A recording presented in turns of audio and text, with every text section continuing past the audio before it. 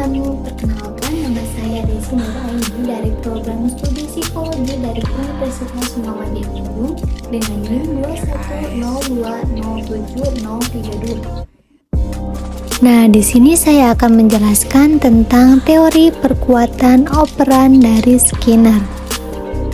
Untuk pembahasan di sini ada biodata dari Skinner, struktur kepribadian, dinamika kepribadian, perkembangan kepribadian, dan yang terakhir, hal yang membuat Skinner berbeda dengan pakar yang lain. Oke, di sini saya akan menjelaskan biografi singkat dari B.F. Skinner. Nah, B.F. Skinner lahir pada tanggal 20 Maret 1904 di Susquehanna, Pennsylvania di Amerika Serikat. Nah, ia mulai kuliah psikologi di Harvard dengan mengkhususkan diri pada bidang tingkah laku hewan dan meraih gelar doktor pada tahun 1931. Nah, Skinner dikenal sebagai tokoh behavior dengan pendekatan model induksi langsung dan meyakini bahwa perilaku dikontrol melalui proses operant conditioning. Nah, Skinner wafat pada tanggal 18 Agustus 1990 karena menderita penyakit leukemia. Nah, selanjutnya di sini ada struktur kepribadian.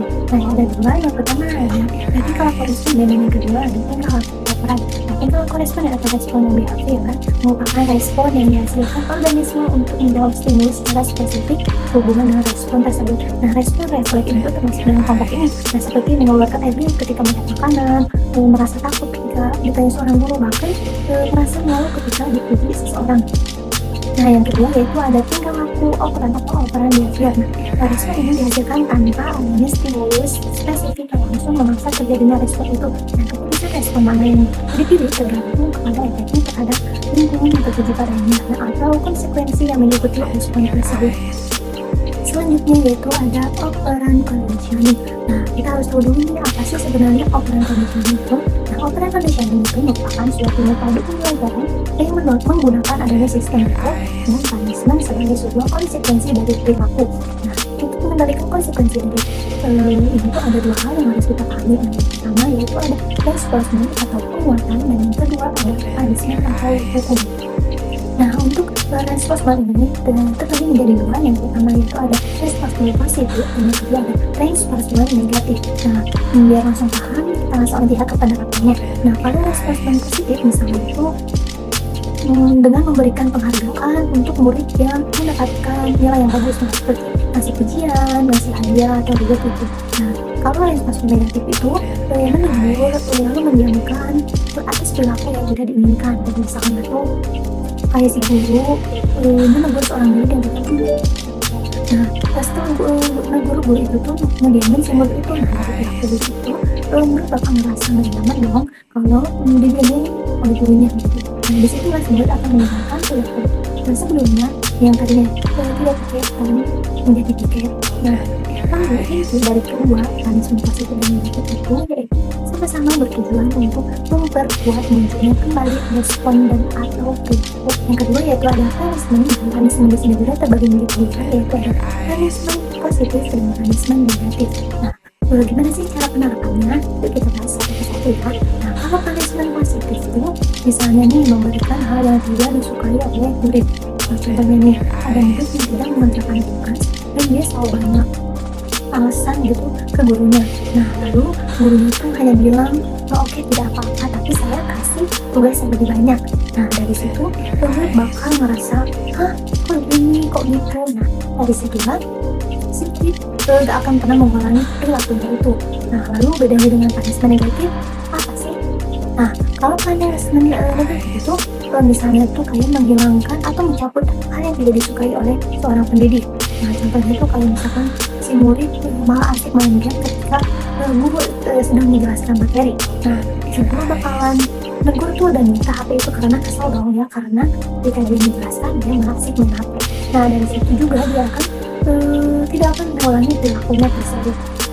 Nah, inti dari kedua itu antara punishment negatif dan punishment positif yaitu sama-sama bertujuan untuk melemahkan munculnya perilaku atau respon. Nah, selanjutnya yaitu ada perkembangan kepribadian. Nah, yang pertama yaitu ada kepribadian yang belajar, yang kedua ada conditioning operan atau operan conditioning, dan yang ketiga yaitu ada pengaturan penguatan atau schedule reinforcement. Nah, yang pertama yaitu ada kepribadian yang belajar. Nah, Skinner yakin bahwa kepribadian dapat dipahami dengan mempertimbangkan perkembangan tingkah laku dalam hubungan yang terus-menerus dengan lingkungannya. Cara efektif untuk menilai banyak kontrol itu adalah dengan melakukan pengamatan atau reinforcement. Suatu strategi kegiatan yang membentuk perilaku tertentu berpeluang untuk terjadi atau sebaliknya pada masa yang akan datang. Nah, konsep sederhana dasar dari itu tuh yaitu bahwa semua perilaku dapat dikontrol oleh konsekuensi dampak yang mengikuti tingkah laku tersebut.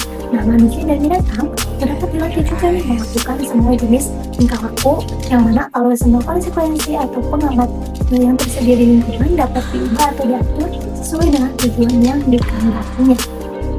Nah, yang kedua yaitu ada conditioning operan atau operan conditioning. Nah, penelitian di sini dilakukan Skinner dengan objek burung merpati atau sering kita dengar dengan Skinner box.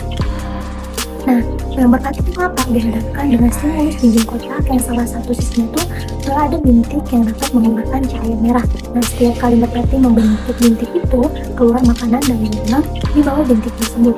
Nah, untuk membuat merpati membentuk cahaya merah, peneliti perlu membentuk tingkah laku itu karena mematuk cahaya bukan bagian dari tingkah laku normal dari merpati. Nah, oleh karena itu, Skinner mulai dengan memperkuat tingkah laku yang semakin mendekati mematuk cahaya. Nah, pertama merpati dilatih makan dari lubang makanan, dan kemudian makanan hanya diberikan ke merpati kalau merpati berdiri di dekat bintik cahaya. Nah, kemudian makanan hanya diberikan kalau merpati menatap ke bintik cahaya dan artinya makanan akan segera diberikan kalau merpati mematuk cahayanya. Nah, sejak itu merpati semakin sering mematuk cahaya karena patukan akan mendapatkan hadiah atau reinforcement makanan. Nah, mengajar merpati memiliki repertoire tingkah laku baru, yaitu mematuk cahaya merah untuk mendapatkan makanan.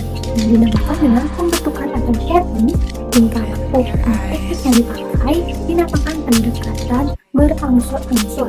Tingkah laku yang sudah dimiliki juga dapat dihilangkan atau dipadamkan. Yang ketiga yaitu ada pengaturan penguatan atau schedule reinforcement. Nah, pemberian reinforcement itu perlu memperhatikan beberapa tahapan-tahapan. Yang pertama yaitu ada continuous reinforcement, atau penguatan berkelanjutan. Nah, setiap kali tingkah laku yang dikehendaki muncul akan diberi penguat atau pemberian penguat dapat diatur tidak kontinus terus-menerus tapi seselang-seling berdasarkan waktu interval maupun perkembangan rasio.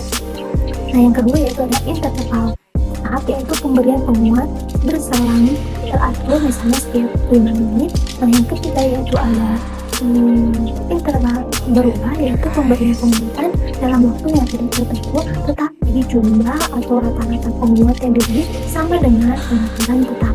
Nah, yang keempat yaitu ada perbandingan tetap, yaitu mengatur pemberian penguat sesudah respon yang dikehendaki muncul yang kesekian kalinya. Nah, yang kelima yaitu ada perbandingan berubah, yaitu memberikan penguat secara acak sesudah beberapa kali patokan dengan rata-rata sama dengan fixed rasio. Nah, materi yang terakhir yaitu ada 3 hal yang membuat Skinner berbeda dengan pakar yang lain. Nah, yang pertama yaitu ada Skinner menolak analisis kehidupan interval dan ingin menekankan pada sesuatu yang bisa diukur dan dapat diamati. Dan yang kedua yaitu Skinner tidak tertarik pada perbedaan individual, melainkan pada hubungan empirik dengan tingkah lakunya. Maksudnya, dia mempercayai memang benar adanya individu yang berbeda dan beragama. Nah, yang ketiga yaitu Skinner menggunakan binatang sebagai media amatnya, yang berbeda dengan pakar lain yang menggunakan manusia. Nah, dari hal inilah yang membuat Skinner itu unik daripada pakar yang lainnya. Nah, gimana teman-teman? Semoga teman-teman bisa lebih paham ya. Nah, sekian dari saya. Mohon maaf apabila masih banyak kurangnya. Thanks for your attention. Bye-bye.